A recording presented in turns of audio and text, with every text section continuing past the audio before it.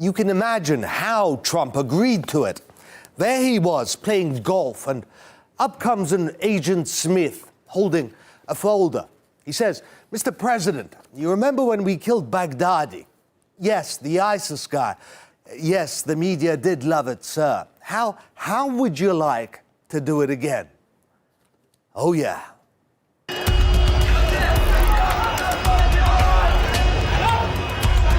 Iraqi television has just confirmed that Qasem Soleimani, a former general in Iran's Revolutionary Guard and the commander of the Quds Force, has been killed in a rocket attack apparently initiated by the United States.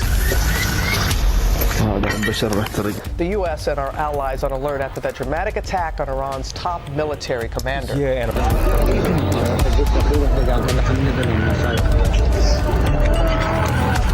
Soleimani has been perpetrating acts of terror to destabilize the Middle East for the last 20 years. One gets the impression that the agent that came up to Trump didn't exactly brief the president on potential consequences of killing the second most powerful man in Iran, General Qasem Soleimani, commander of Iran's Quds Force. We took action last night to stop a war. We did not take action to start a war. Then you probably shouldn't have killed him.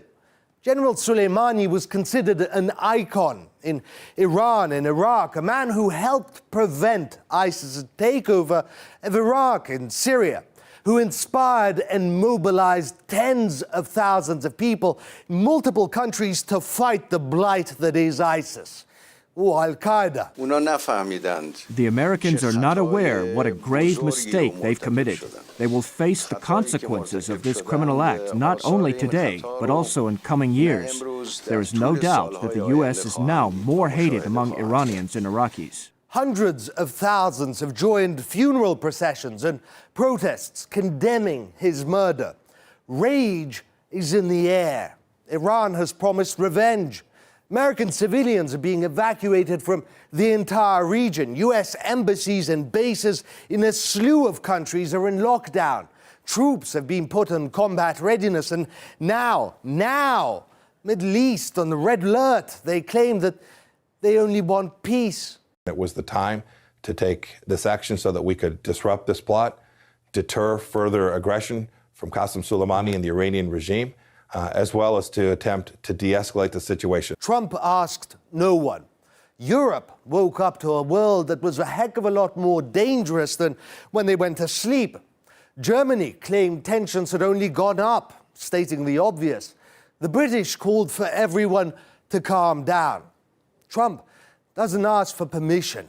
Frankly, the Europeans haven't been as helpful as I wish that they could be.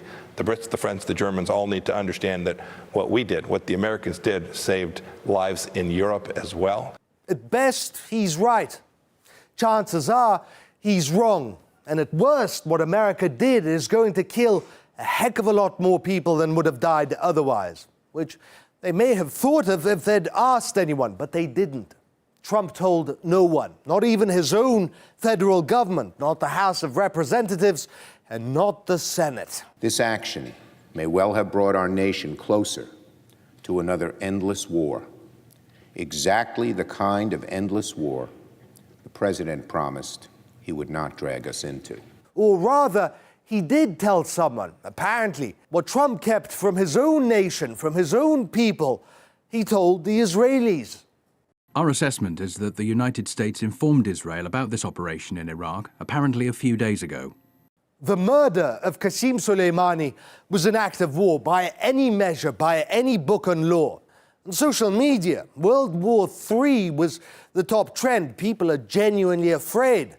The U.S. football team has cancelled plans to train in Qatar ahead of the World Cup out of security concerns. And judging by memes being spread, appropriate or otherwise, no one in particular is enthusiastic to go to war. All black humor aside, any escalation would be disastrous for all of us. Human lives first and economy second. A fifth of the world's oil passes by Iran every day. In the event of war, it would stop.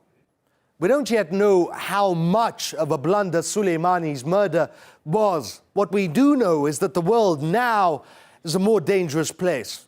Millions will hate America for this, and that hate will last for generations. Just remarkable, isn't it? How many people, more and more, keep having to die so Trump and the Pentagon can feel safe.